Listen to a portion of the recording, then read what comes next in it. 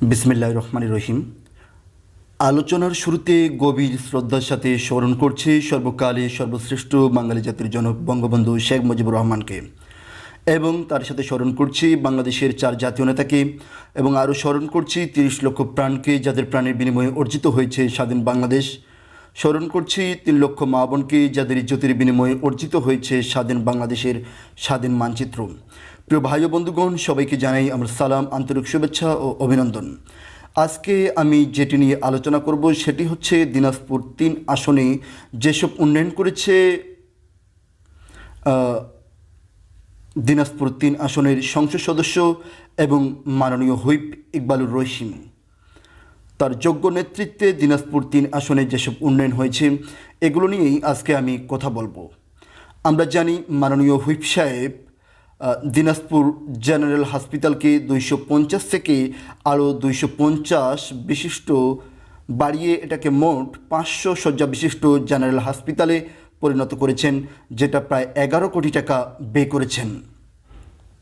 এছাড়া আমরা জানি দিনাজপুর মেডিকেল কলেজ হসপিটাল, যেখানে প্রায় 100 কোটি টাকা ব্যয় করেছেন, এবং এটার বর্তমান নাম M Abdur Rahim medical college hospital, যেখানে প্রায় 100 কোটি টাকা ব্যয় করেছেন স্বাস্থ্য খাতে, যাতে করে দিনাজপুর 3 আসনের মানুষেরা তারা যেন স্বাস্থ্য খাতে খুব ভালো মানসম্মত সেবা পান, সে লক্ষ্যে কাজ করেছেন ইকবালুর রহিম মাননীয় হুইপ। এছাড়া আমরা জানি যেটি আমাদের চোখে পড়ার মতো, সেটি হচ্ছে এশিয়া মহাদেশের সর্ববৃহৎ ঈদগাহ মাঠ নির্মাণ করেছেন মাননীয় হুইপ ইকবালুর রহিম, যেটা প্রায় 22 একর জমির উপর নির্মিত হয়েছে। প্রায় এখানে খরচ হয়েছে 3 কোটি 80 লাখ টাকার মতো, এবং এখানে প্রায় একসাথে 10 লক্ষ মানুষ নামাজ পড়তে পারবেন এরকম একটি বড় জায়গায় এটি নির্মাণ করা হয়েছে। এছাড়া দিনাজপুর সদরে 1000 কোটি টাকা ব্যয়ে ৭৯,৫৮৬ বাড়িতে বিদ্যুৎ পৌঁছে দিয়েছেন মাননীয় হুইপ ইকবালুর রহিম।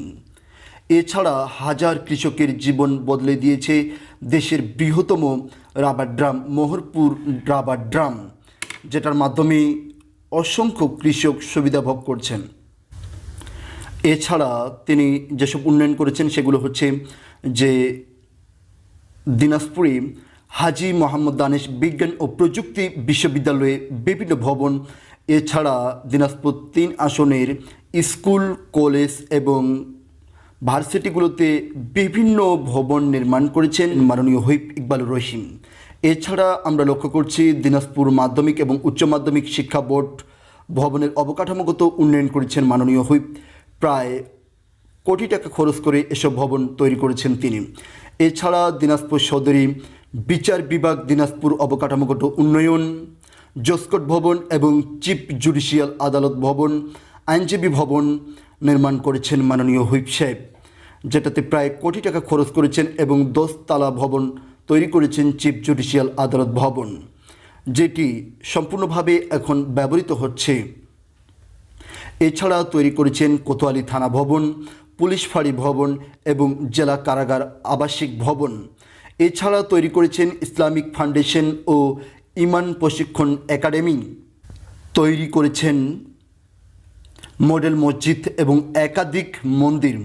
এছাড়া তৈরি করেছেন পল্লী বিদ্যুৎ সমিতি 1 ভবন।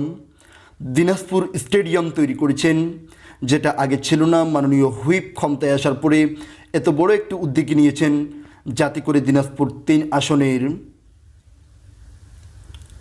বাচ্চারা সেখানে খেলাধুলা করতে পারেন, এদিকে খেয়াল রেখে মাননীয় হুইপ সাহেব দিনাজপুর স্টেডিয়াম তৈরি করেছেন।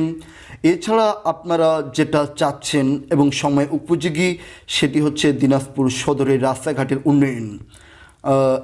এই উন্নয়ন নিয়ে আপনারা অনেকেই কথা বলেছেন এবং আপনাদের অনেকের মধ্যে ক্ষোভ রয়েছে, তবে মাননীয় হুইপ সাহেব ইতিমধ্যেই বলে দিয়েছেন যে তিনি দিনাজপুর 3 আসনে সদরে যেসব রাস্তাঘাট এবং পৌর এলাকায় যেসব রাস্তাঘাট, সেই রাস্তাঘাটগুলো তিনি কাজ করবেন এবং রাস্তাঘাটগুলো উন্নয়নের জন্য কাজ করবেন এ বলে তিনি প্রতিশ্রুতি দিয়েছেন। আমরা আশা করছি খুব শীঘ্রই এসব রাস্তাঘাটগুলো উন্নয়ন করবেন তিনি। এছাড়া গ্রামের বিভিন্ন রাস্তাঘাটগুলোও তিনি উন্নয়ন করবেন, এটাও তিনি বলেছেন আমাদের মাঝে।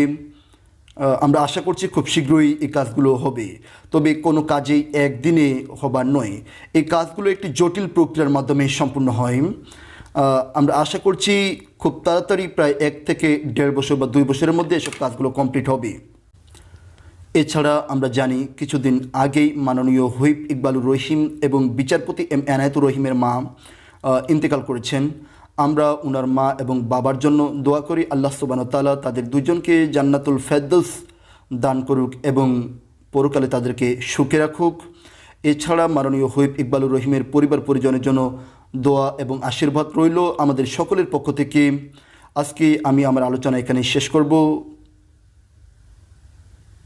জয় বাংলা, জয় বঙ্গবন্ধু, জয় হেতু শেখ হাসিনা, জয় হোক বাংলাদেশের 18 কোটি জনসংখ্যা।